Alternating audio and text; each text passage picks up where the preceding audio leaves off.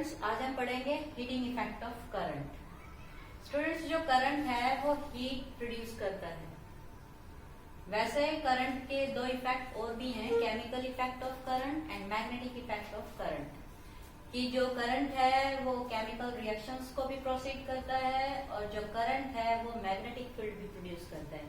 लेकिन आज के चैप्टर में हम पढ़ेंगे सिर्फ करंट का हीटिंग इफेक्ट। जो मैग्नेटिक इफेक्ट है वो हमारी नेक्स्ट यूनिट में हम पढ़ेंगे और जो केमिकल इफेक्ट है वो आपकी केमिस्ट्री का एक पार्ट है, वहां आप इसे अच्छे से एक्सप्लेन फॉर्म में पढ़ेंगे। हमारे सिलेबस में सिर्फ हीटिंग और मैग्नेटिक इफेक्ट है। तो first we discuss about heating effect of current. तो स्टूडेंट्स, जब किसी वायर में से करंट फ्लो करता है तो कुछ देर बाद ये वायर गर्म हो जाती है। तो ये जूल ने ऑब्जर्व किया था और उन्होंने इस पे एक लॉ दे दिया जिससे ये कहते हैं जूल्स लॉ ऑफ हीटिंग। ऐसा क्यों होता है कि जब किसी वायर में से करंट फ्लो करता है वो गर्म हो जाती है? तो हमें इस काज का भी पता होना चाहिए कि करंट के फ्लो करने से वायर गर्म हो जाती है, उसमें हीट प्रोड्यूस होती है। वैसे ये हमारे लिए इम्पोर्टेंट भी है, इसके काफी एप्लीकेशन है हीटिंग एलिमेंट के लिए, लेकिन हमें कम से कम इसके कारण का पता हो कि वायर में अगर करंट फ्लो करे तो वो हीट प्रोड्यूस क्यों करता है। तो वो हम बाद में पढ़ेंगे। इससे पहले हम इसका जो लॉ है वो लिखना चाहेंगे कि जो करंट है उसकी वजह से अगर हीट प्रोड्यूस होती है तो उस हीट का अमाउंट कितना होगा। तो अकॉर्डिंग टू जूल उन्होंने ये डिस्कस किया, उन्होंने ये ऑब्जर्व किया कि जो हीट प्रोड्यूस होती है किसी वायर में जिसका रेजिस्टेंस है R और जिसमें करंट फ्लो करता है I, और ये करंट इस वायर में से T टाइम के लिए फ्लो अगर करता है तो उन्होंने ऑब्जर्व किया कि यहाँ जो हीट प्रोड्यूस करेगी वो एक्चुअली इस करंट के स्क्वायर के प्रोपोर्शनल होगी। प्लस उन्होंने ये भी ऑब्जर्व किया कि ये जो हीट है ये इस वायर के रेजिस्टेंस के भी डायरेक्टली प्रोपोर्शनल है और ये जो हीट है ये इस वायर में जो करंट फ्लो कर रहा है वो कितने टाइम के लिए फ्लो कर रहा है, तो ये इस टाइम पे भी डिपेंड करती है। तो अगर हम इन तीनों को कलेक्टिवली एक साथ लिखें तो जो हीट प्रोड्यूस होगी वो क्या होगी, I² RT। तो जो हीट है अगर हम इस प्रोपोर्शनलिटी साइन को हटाएं तो यहाँ एक कांस्टेंट आ जाता है जिसे हम कहते हैं constant of proportionality, that is K, and this will become I² RT। तो you know very well कि I is the current flowing in the wire or a circuit, R is the resistance of wire or circuit, and T is the time for which current is flowing in this wire।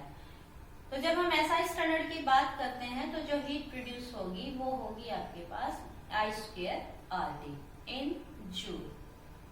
लेकिन students, जो heat है उसको हम commercial standard पे joule की बजाय calorie में major करते हैं। तो जब हम इस हीट को कैलोरी में रिप्रेजेंट करेंगे तो हमारे पास जो हीट आएगी वो होगी I² RT अपॉन 4.2 कैलोरी।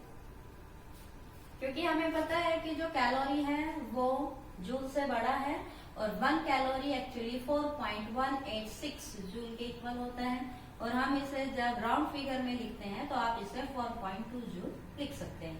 तो जब हम SI स्टैंडर्ड की बात करते हैं, जूल में हम डिस्कस करते हैं तो हीट होगा I² RT, और जब हम कमर्शियल स्टैंडर्ड की बात करेंगे तो जो हीट प्रोड्यूस होगी वो होगी I² RT अपॉन 4.2 कैलोरी। तो this is the amount of heat produce in a wire when current is produce for a time T। अगर आप करंट को इंक्रीज कर देते हैं, डबल कर देते हैं, तो जो हीट होगी वो 4 टाइम बढ़ जाएगी। अगर आप रेजिस्टेंस को डबल करेंगे तो हीट आपको डबल मिलेगी। टाइम अगर डबल टाइम के लिए आप करंट फ्लो करवाएंगे तो हीट भी डबल प्रोड्यूस होगी। तो मीन्स ये करंट, रेजिस्टेंस और टेम्परेचर इन तीनों के क्या होता है, प्रोपोर्शनल। अगर इन तीनों में से कोई भी क्वांटिटी चेंज होती है then amount of heat also increase. तो ये जो लॉ है H is equal to I² RT, it is actually called Joule's law of heating।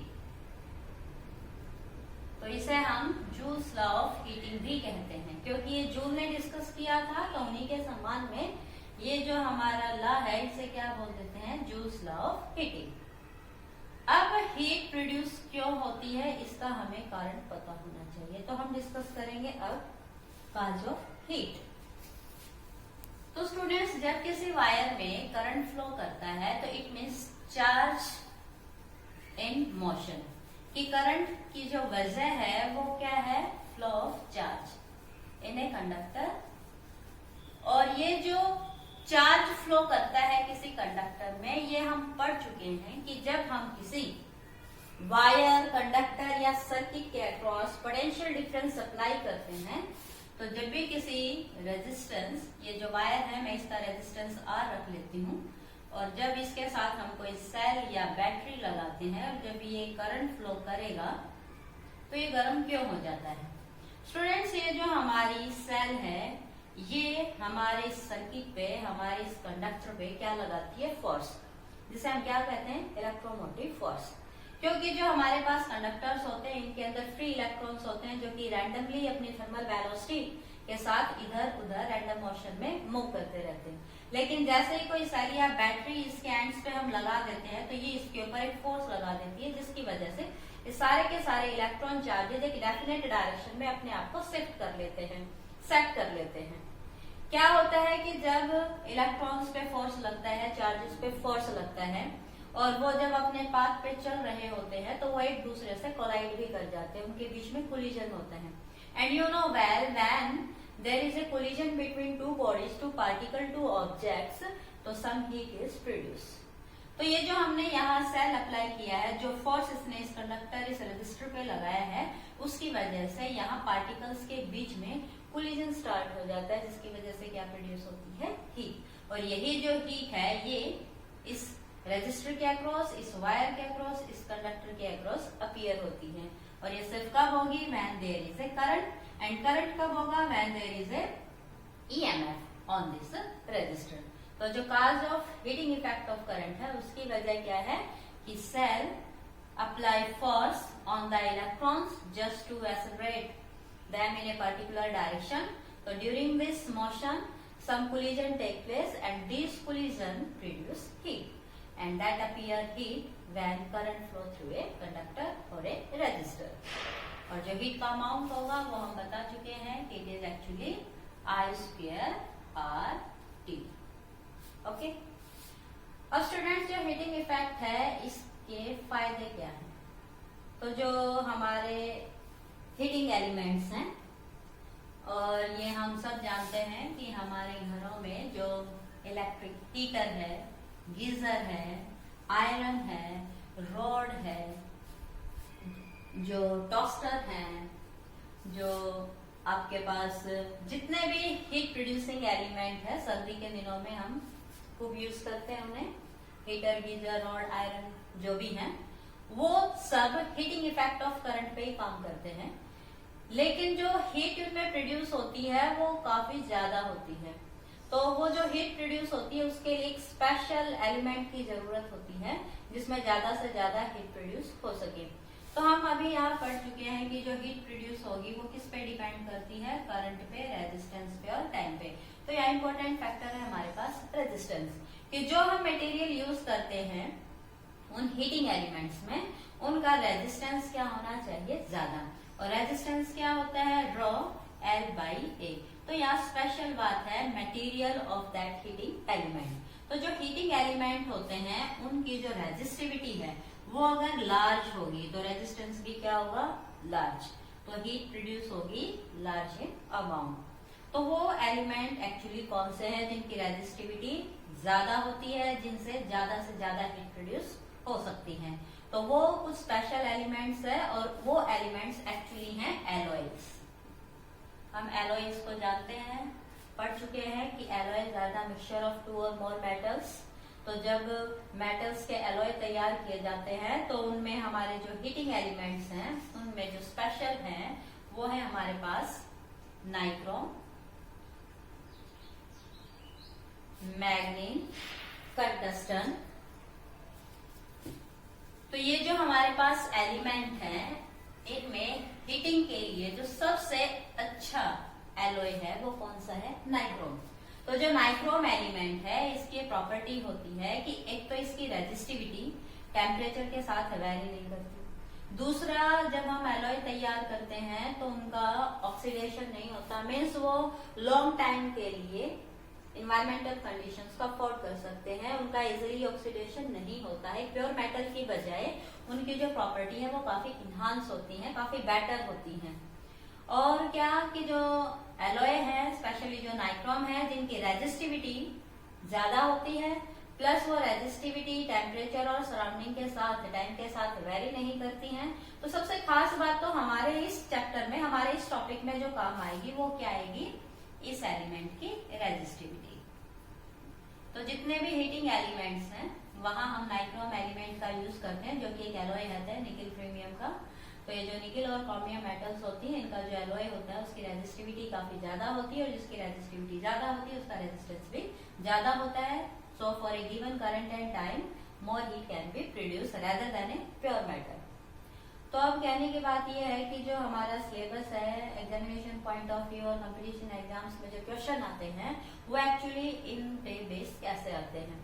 तो यहाँ जो हमारे पास डे टू डे लाइफ की जो एप्लीकेशंस हैं हीटिंग एलिमेंट्स के लिए, हीटिंग इफेक्ट ऑफ करंट के लिए, वो यहाँ पूछे जाते हैं आपके एग्जाम में कि हम इस पर्टिकुलर फील्ड में इस एलिमेंट को क्यों यूज करते हैं, इसकी क्या प्रॉपर्टी है, इनके एग्जाम्पल बताइए कि हीटिंग एलिमेंट्स कौन से हैं और वो कहाँ कहाँ किस किस फील्ड में यूज होते हैं। तो जो आपके हीटिंग एलिमेंट्स हैं वो अभी हमने बताया कि heating elements are used in electric, iron,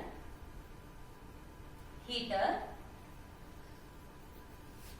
geyser और टोस्टर एक्सेट्रा। तो ये जो आयरन है, हीटर है, इनके अंदर कौन सा एलिमेंट यूज होता है, made up of alloy, that is your nichrome. तो ये जो हमारे पास इलेक्ट्रिकल अप्लायंस हैं जो हीटिंग इफेक्ट के लिए यूज किए जाते हैं, इनमें हम नाइक्रोम नाम का एलिमेंट यूज करते हैं जो ज्यादा से ज्यादा हीट प्रोड्यूस करता है। अब स्टूडेंट जो क्वेश्चन अराइज होता है वो ये होता है कि जब हम किसी इलेक्ट्रिकल अप्लायंस को सर्किट के साथ लगाते हैं तो क्या होता है। तो हमारे यहाँ एग्जाम में जो क्वेश्चन अराइज होता है वो ये है कि जो हमारी कनेक्टिंग वायर्स हैं वो तो हम यूज करते हैं कॉपर की या एल्यूमिनियम की, ओके। और जो हमारे पास हीटिंग एलिमेंट है वो हम यूज करते हैं एलॉयज के फॉर्म में, वो हमारे पास होते हैं एलॉयज। और स्पेशली कौन से हैं, that is your nichrome, this is the best one. तो जो कनेक्टिंग वायर है वो हम कॉपर या एल्यूमिनियम क्यों यूज करते हैं, हीटिंग एलिमेंट हम एलॉय क्यों यूज करते हैं। इसकी वजह क्या है कि जब भी हम इलेक्ट्रिक सर्किट की बात करते हैं तो जो हमारा इलेक्ट्रिकल अप्लायंस है वो लॉन्ग टाइम के लिए अगर काम करता है तो क्या होता है कि हमारा सर्किट गर्म हो जाता है। अगर सर्किट गर्म हो जाएगा तो maybe sparking can take place, that damage can be take place in the circuit. लेकिन हमारी जो कनेक्टिंग वायर्स हैं वो हम प्योर मेटल की यूज करते हैं, like your copper and aluminium. इनको हम क्यों यूज करते हैं, क्योंकि इनका रेजिस्टेंस नेग्लिजिबल होता है, बहुत कम होता है। अगर रेजिस्टेंस कम होगा तो हीट भी क्या होगी, कम। तो जो हमारा सर्किट है जिसमें हीट कम प्रोड्यूस होगी तो वो क्या होगा, हमारा सेफ। लेकिन जो हमारा हीटिंग एलिमेंट है, जो हमारा इलेक्ट्रिकल अप्लायंस है जो सिर्फ हीट प्रोड्यूस करने के लिए यूज होता है, वहां हम क्या यूज करेंगे, हमारा हीटिंग एलिमेंट्स। तो हमारी जो प्योर मेटल्स हैं like copper and aluminium, they are used for the connecting wires because they have low resistivity, so less heat produce, and heating elements in your heating electrical equipments that use your alloy that can produce more and more heat. तो यहाँ एक question आ जाता है कि which kinds of wire you should use for the connecting and for the heating. तो connecting wires में हमेशा copper और एल्यूमिनियम का रेफरेंस हम देते हैं और हीटिंग एलिमेंट्स में alloy, and that is basically your nichrome. अब जो हमारे पास हीटिंग एलिमेंट्स में जो हीटिंग इफेक्ट ऑफ करंट है उनमें कुछ जनरल क्वेश्चन अराइज होते हैं, लाइक जो हमारा बल्ब है वो हमारा हीटिंग इफेक्ट ऑफ करंट पे काम करता है। बल्ब, जो हमारा फ्यूज वायर है वो भी हीटिंग इफेक्ट ऑफ करंट पे काम करता है। जो इलेक्ट्रिक आर्क है वो भी हीटिंग इफेक्ट ऑफ करंट पे काम करता है, और जो हमने हीटर, गीजर, टोस्टर वगैरह पढ़े हैं वो भी हीटिंग इफेक्ट ऑफ करंट पे काम करते हैं। लेकिन यहाँ जो हमारा बल्ब है वो हम टंगस्टन मेटल को यूज करते हैं, और जो टंगस्टन मेटल है उसका सिंबल होता है W। तो जो बल्ब है वो टंगस्टन मेटल, बल्ब में टंगस्टन मेटल का फिलामेंट होता है।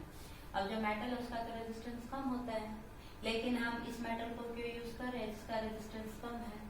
क्या है कि इस मेटल की सबसे पहली खासियत तो ये है कि इसका जो मेल्टिंग पॉइंट है वो वेरी लार्ज है, मीन्स अराउंड 3000 के अराउंड डिग्री सेल्सियस इसका जो है वो मेल्टिंग पॉइंट है।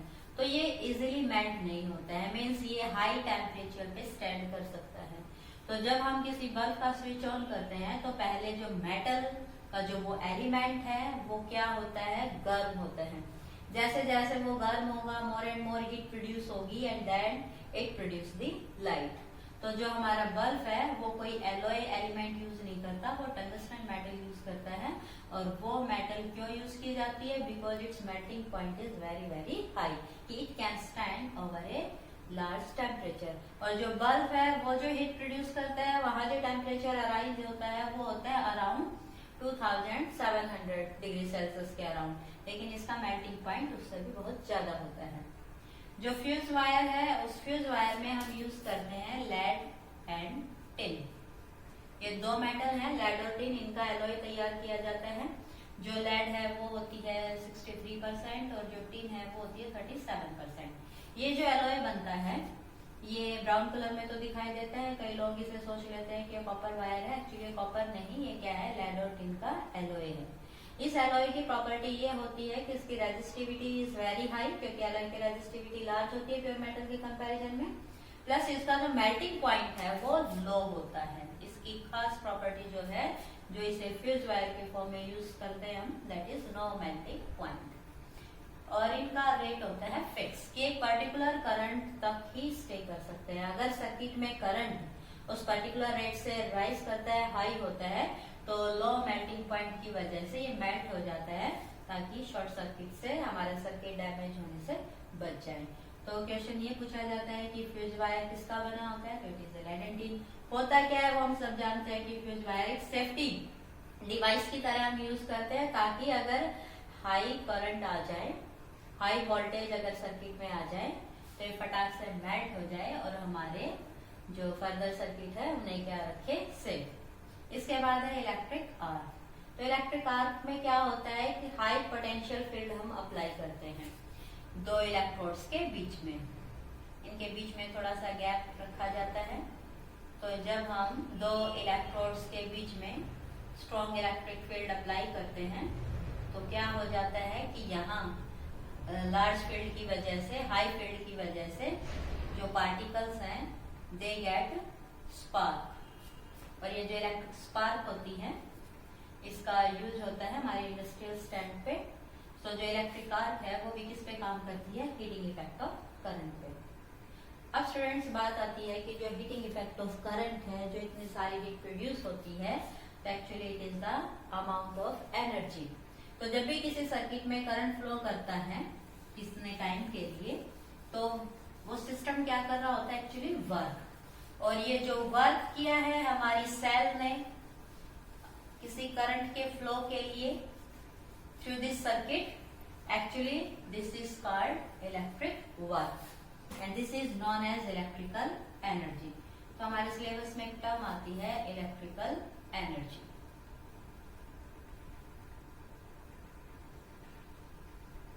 और एक टर्म आती है इलेक्ट्रिक पावर। वैसे तो ये टर्म्स हम पहले भी पढ़ चुके हैं, इलेक्ट्रिक के साथ हमें ये अब डील करनी है। तो जो इलेक्ट्रिक एनर्जी है it is actually the amount of work done, कि जब किसी रेजिस्टर में कोई करंट आर फ्लो करता है तो एक्चुअली इस सेल को क्या करना पड़ता है, वर्क।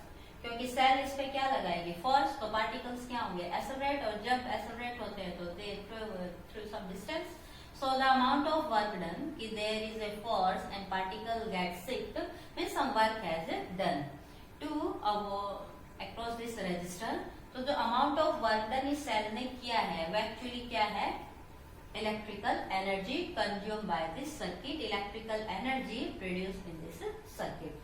तो जो इलेक्ट्रिकल एनर्जी है वो एक्चुअली वर्क डन ही होता है। और हम अपने चैप्टर में पढ़ चुके हैं कि जो वर्क डन है वो क्या होता है, पोटेंशियल डिफरेंस इनटू चार्ज, क्योंकि पॉजिटिव टर्मिनल से नेगेटिव टर्मिनल की तरफ चार्जेस का क्या होता है, माइग्रेशन। तो charge flow from high potential to low potential, तो पोटेंशियल डिफरेंस इनटू चार्ज। और यही वर्क डन हमारा किसमें कन्वर्ट हो जाता है, इलेक्ट्रिकल एनर्जी में। कई बार जो ये हमारे पास इलेक्ट्रिकल एनर्जी है, ओके, इस इलेक्ट्रिकल एनर्जी की डिफरेंट फॉर्म्स हमारे सिलेबस में, उन पे बेस्ड न्यूमेरिकल्स आते हैं, तो हम इस एनर्जी की डिफरेंट फॉर्म्स भी डिस्कस कर सकते हैं। तो let we know V is equal to I into R according to Ohm's law, and Q is charge, और चार्ज क्या पढ़ के आए हम कि चार्ज होता है करंट इंटू टाइम। तो जो आपकी इलेक्ट्रिकल एनर्जी होगी वो V इंटू क्यू से किसमें कन्वर्ट हो जाएगा, I स्क्वायर आर टी। आप इस I को चेंज कर सकते हैं, आप इस R को चेंज कर सकते हैं, तो यहाँ से इस E की दूसरी फॉर्म भी आ सकती है। लाइक अगर आप इस R को ही चेंज करना चाहे तो R क्या होता है, V अपॉन I, क्योंकि Ohm's law we know very well, I into R. आप इन तीनों में से किसी को भी चेंज कर सकते हैं और अपने फॉर्मूले को डिफरेंट फॉर्म्स में कन्वर्ट कर सकते हैं। तो अगर हम इस R को रिप्लेस करेंगे, R की वैल्यू हम निकालेंगे, तो हमारे पास जो फॉर्मूला आएगा वो क्या बन जाएगा, V इंटू आई टी। तो जो इलेक्ट्रिकल एनर्जी है वो V I T की फॉर्म में भी हम पढ़ सकते हैं। और अगर आप इस I को कन्वर्ट करना चाहेंगे तो इसकी जो डिफरेंट फॉर्म है वो क्या हो जाएगी, V square upon R into T. तो जो इलेक्ट्रिकल एनर्जी है वो इस फॉर्म में भी पढ़ सकते हैं, इसमें भी और इसमें भी। तो इलेक्ट्रिकल एनर्जी के यहाँ डिफरेंट फॉर्म है। इसकी एक फॉर्म और बचती है जो आएगी हमारी इलेक्ट्रिकल पावर से। तो जो इलेक्ट्रिकल पावर है, तो पावर हम पढ़ चुके हैं कि पावर क्या होता है, रेट ऑफ डूइंग वर्क, और यहाँ जो वर्क है वो कौन सा है, इलेक्ट्रिक वर्क डन। तो जो rate of electric work done है वो क्या कहा जाता है, इलेक्ट्रिक पावर। तो पावर को डिनोट करते हैं P से। तो it is the rate of doing work, electric work done in A given time. तो जो वर्क डन है वो एनर्जी के इक्विवेलेंट होता है, तो जो आपका पावर है वो क्या हो जाएगा, एनर्जी अपॉन टाइम। और अगर हम इसे अपने इलेक्ट्रिकल कंपोनेंट्स में कन्वर्ट करना चाहें कि वर्क और एनर्जी होता है पोटेंशियल इनटू चार्ज, तो यहाँ हमारा एक और फॉर्मूला आ जाएगा पावर के लिए कि हम P को अगर लिखना चाहें W से डिफरेंट फॉर्म में, वर्क से डिफरेंट फॉर्म में, तो यहाँ W को आप रिप्लेस कर सकते हैं वोल्टेज इंटू चार्ज, और यहाँ से आपकी नई फॉर्म आ जाएगी V इंटू आई। ये जो पावर है वो क्या होता है, V इंटू आई। तो हमने कहा था कि हम एनर्जी को पावर की फॉर्म में भी लिख सकते हैं, तो ये जो रिलेशन है यहाँ से आप इलेक्ट्रिकल एनर्जी को क्या भी लिख सकते हैं, पावर इंटू टाइम। तो यहाँ आपके पास एनर्जी के डिफरेंट फॉर्म्स हैं, you can use any kind as per your requirement, जैसा आपके क्वेश्चन में मिलेगा।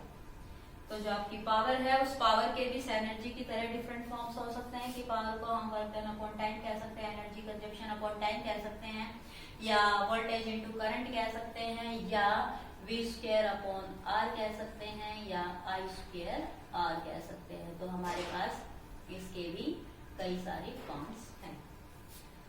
अब आती है बात इनकी SI यूनिट्स की, इनकी यूनिट्स ऑफ मेजरमेंट की।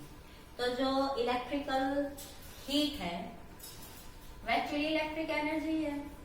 तो जो इलेक्ट्रिक हीट थी, जो हम कह रहे थे कि हम इन्हें जूल में मेजर कर सकते हैं, कैलोरी में मेजर कर सकते हैं, तो इसी तरह से कहता है कि जो पावर है उसके भी अपने स्टैंडर्ड्स हैं, large scale, small scale and SI standard, commercial standard. तो यहाँ जो आपकी एनर्जी है वो एक्चुअली हीट ही है, तो आप इसे एनर्जी या हीट भी कह सकते हैं। तो जो हमारी SI यूनिट होगी एनर्जी की और हीट की, वो क्या होगी, SI unit that is joule. Joule से बड़े स्टैंडर्ड भी हैं जैसे कि kilo joule, and 1 kilo joule is 10⁻³ joule. इसी तरह से mega joule, giga joule and so on. लेकिन स्टूडेंट्स, हम जो इस चैप्टर में पढ़ना चाह रहे हैं वो कमर्शियल स्टैंडर्ड की हम बात कर रहे हैं। तो जो इलेक्ट्रिकल एनर्जी है वो हम जब डोमेस्टिक लेवल की बात करते हैं, हमारे डोमेस्टिक इलेक्ट्रिक सर्किट की बात करते हैं, इलेक्ट्रिक वायरिंग की बात करते हैं, डोमेस्टिक वायरिंग की बात करते हैं, तो वहां जो हमारे इलेक्ट्रिकल अप्लायंस दिन रात रन करते हैं, तो वो जो इलेक्ट्रिकल एनर्जी कंज्यूम करते हैं वो एनर्जी एक्चुअली जूल या कैलोरी में नहीं रखी जाती। उसका अपना एक अलग स्टैंडर्ड है और उसे हम कहेंगे commercial unit of electrical energy. तो जो कमर्शियल यूनिट है इलेक्ट्रिकल एनर्जी की वो होती है किलोवाट आवर, और एक बहुत बड़ी यूनिट है, you can say largest unit of electrical energy. तो ये जो 1 किलोवाट आवर है ये एक्चुअली 3.6 इंटू 10⁶ जूल के इक्वल होता है। कई बार क्वेश्चन आ जाता है कि convert kilowatt hour into joule, तो काफी इजी है, आप लिखिए किलोवाट आवर। तो किलोवाट में, क्योंकि जो हमने कहा कि जो पावर है that is energy upon time, और जो पावर है उसकी एसआई यूनिट होती है वाट। पावर को किस में लिखते हैं हम? वाट में। तो पावर की जो एसआई यूनिट है इट इज कॉल्ड वाट, और जो एनर्जी है वो क्या है? जूल, और जो टाइम है वो क्या है? सेकंड। तो हम जब जूल की बात करेंगे तो joule is equal to watt into second. तो यहाँ किलोवाट के आप वाट बना दीजिए, हावर के आप सेकंड बना दीजिए, then you can obtain joule. तो किलोवाट में जो वाट है वो है 10⁻3, और जो हावर है उसमें सेकंड होते हैं 3600। तो ये जो आपके 3600 इंटू 10⁻3 वाट सेकंड है, ये एक्चुअली क्या लिख सकते हैं वाट सेकंड को हम? जूल। ओके, और ये आप सॉल्व कर सकते हैं in the short form 3.6 10⁻6 joule. तो क्वेश्चन कई बार पूछा जाता है कि 1 kilowatt hour equal to how many joule, या convert 1 kilowatt hour in joule. दूसरा जो क्वेश्चन है वो ये है कि जिस तरह से हमारे पास एनर्जी की कमर्शियल यूनिट है, इसे किलोवाट आवर भी कहते हैं, तो जो आपके घरों में मीटर है जो इलेक्ट्रिकल एनर्जी कंजप्शन की रीडिंग लेता है वो एक्चुअली किलोवाट आवर में होता है, उस पर लिखा भी रहता है। लेकिन हम जो बिल पे करते हैं वो कहता है कि how much energy you have consume, that is how many units. तो एक्चुअली जो 1 किलोवाट आवर है वो जो रीडिंग हम देते हैं, जो बिल हम पे करते हैं, वो किस में पढ़ते हैं? यूनिट में। तो जो किलोवाट आवर है 1 किलोवाट आवर, उसे 1 यूनिट भी कहते हैं, और ये BOTU भी लिखते हैं, बोर्ड ऑफ ट्रेड यूनिट। तो जो 1 यूनिट है ये 1 वॉट भी हो सकता है, 1 किलोवाट आवर भी हो सकता है, और 36 लाख जूल भी हो सकता है। तो ये इस किलोवाट आवर की डिफरेंट फॉर्म्स है। अब आ जाती है पावर की। तो जिस तरह से पावर की एसआई यूनिट है वाट, इसी तरह से पावर की भी कमर्शियल यूनिट होती है, और वो जो कमर्शियल यूनिट है वो होती है किलोवाट, मेगावाट, गीगावाट। इसके अलावा एक और है जो हमारे व्हीकल्स के इंजन्स हैं, तो उनकी जो पावर्स होती है वो वाट या किलोवाट में नहीं, आपकी जो वाट और किलोवाट में मिलती है वो इलेक्ट्रिकल अप्लायंस की पावर मिलती है। लेकिन जो हैवी वेट व्हीकल्स जो है उनके जो इंजन होते हैं उनकी पावर होती है हॉर्स पावर। उनकी जो कमर्शियल यूनिट होती है पावर की वो क्या होती है? Horse power.